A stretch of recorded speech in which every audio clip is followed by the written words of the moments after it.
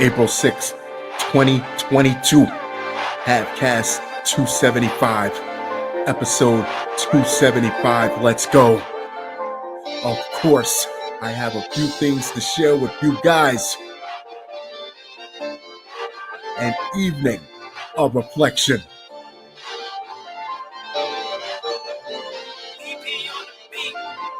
Shall we?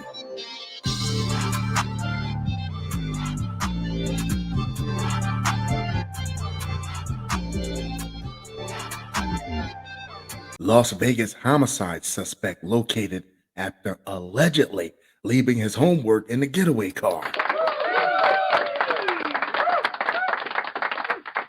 I'm almost certain that it wasn't calculus homework. What, did he leave his fingerprints in the finger paints? Las Vegas police tracked down an 18-year-old homicide suspect after he allegedly left his homework in the car police say was used in the commission of the crime. Clark County Detention Center records show Kamari Oliver faces charges of open murder, robbery, and home invasion with a deadly weapon and kidnapping in the March 25th killing of 24-year-old Natalie Mandalay. What, some bite marks on some crayons matched up to his dental records?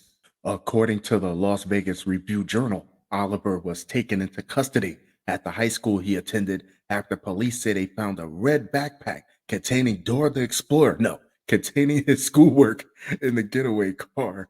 Inside the backpack was a school Chromebook along with a notebook of schoolwork, specifically math work, police said, per the Review Journal. In the top right corner of the schoolwork, the name Kamari Oliver and fifth period were written. We're basically talking about a grown-ass man still writing lost and found details on his school books. Investigators were able to confirm Oliver was a student within the Clark County School District and had unexcused absences at the time of the killing. On March 28th, he was arrested at the undisclosed school. A press release issued by LVMPD identified Oliver as one of three men they believe entered a home with the intent of armed robbery on the date of the murder.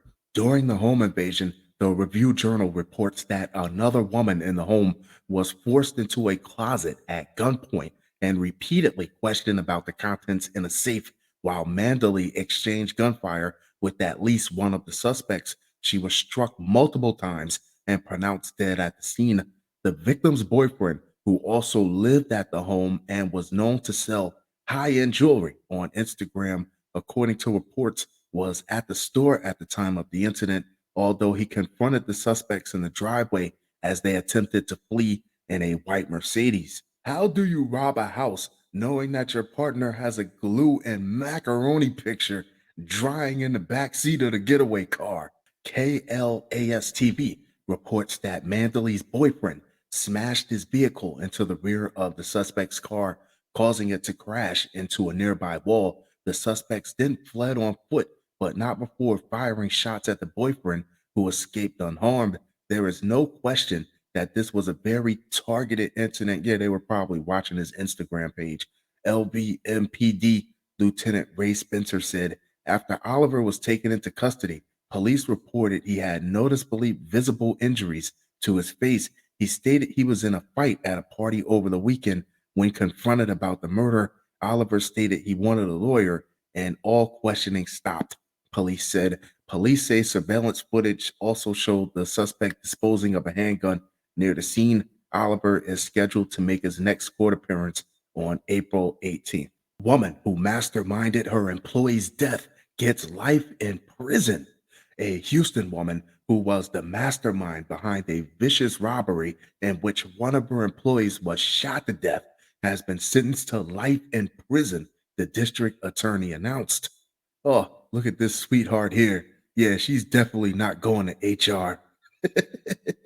Denisha Renee Jackson, 28, was convicted Friday of capital murder following a 5-day trial for the killing of 20-year-old Daquan Dante Anderson on December 17th, 2017. Jurors took less than an hour to reach a unanimous verdict, which came with an automatic sentence of life without the possibility of parole. Okay, so working backward here, it only took 1 hour to get the guilty verdict for a 5 day trial, but the murder occurred back in 2017. Why 5 years? This young man was set up by his own boss and cut down just days before Christmas, said Harris County District Attorney Kim Ogg. With this jury's verdict, the defendant is headed to prison for the rest of her life and will never again harm anyone in our community.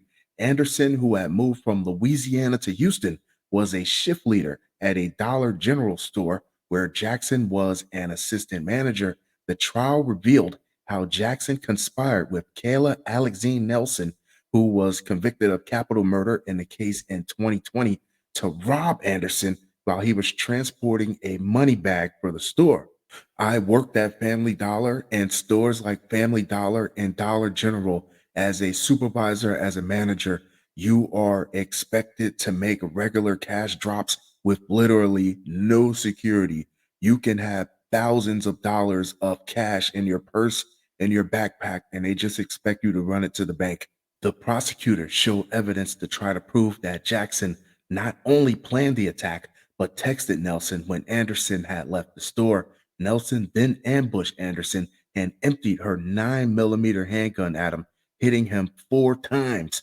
Prosecutors said at the time of the shooting, Anderson was engaged to be married and working toward one day becoming a full-time professional photographer. Anderson's fiance, along with her family and his, filled the front row of the courtroom for Jackson's trial, as they had for Nelson's trial. Jackson was prosecuted by Assistant District Attorney Lynn Kean and Keaton Fork. When people participate in violent crimes, they often don't think about the consequences to themselves, their victim, or the victim's family, Fork said. Anderson's mother addressed Jackson in a victim impact statement. I do believe that justice was served today, and I hope now that you will have time to sit and think about what you have done, she said.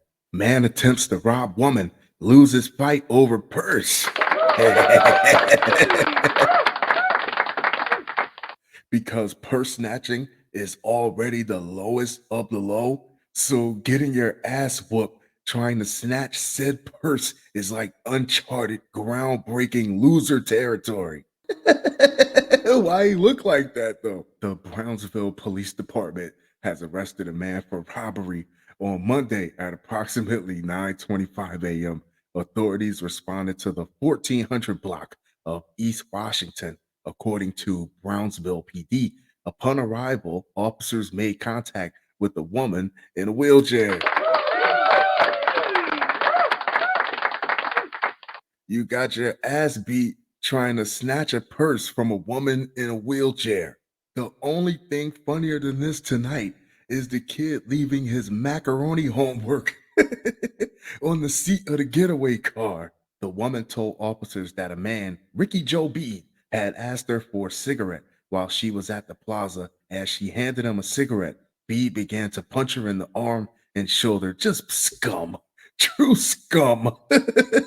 Fighting back, the woman managed to keep her purse and belongings, and Breed started to walk away. He took a very hard L. Breed was taken into custody by the Brownsville PD Patrol Division as he was still at the plaza yelling at the woman. The 64-year-old man has been charged with the offense of robbery. Breed was arraigned Tuesday and has been transported to the Brownsville City Jail with a bond of $15,000. Not magically delicious. FDA investigating Lucky Charms. Kids have been telling you for 50 years that cereal was bottom tier. Now it takes a federal investigation. The Food and Drug Administration is looking into Lucky Charms to investigate why hundreds of people fell ill after consuming the cereal. According to a report, the General Mills cereal is being blamed for many a ruined Saturday mornings. No, for their reported symptoms of vomiting and diarrhea close to it. At least 4 people have reported such symptoms to iwaspoisoned.com. Whoa, the New York Post reported and 140 people have said they felt ill after consuming Lucky Charms from July 2021 to March 2022. How about July 1976 to March 2022? I don't know when they started Lucky Charms, but I would have said the FDA said it's looking into the matter. According to the report, the FDA takes seriously any reports of possible adulteration of a food that may also cause illnesses or injury, an FDA spokesperson said in a statement. Depending on the seriousness of the problem, an FDA investigator may visit the person who made the complaint, collect product samples, and initiate inspections. The complaints are also discussed with company management during these inspections. I mean, can we snatch Lucky Charms off the shelf and just permanently replace it with Frankenberry? Nobody's gonna miss it. You could just tell everyone the cereal is being detained. General Mills told the New York Post it did not believe that Lucky Charms was the cause of the symptoms, but the company said an ongoing review is being conducted. Fun show, fun show, fun show. That being said, I'm going to wrap this one up, but I'll be sure to talk to you guys very, very soon. Adios.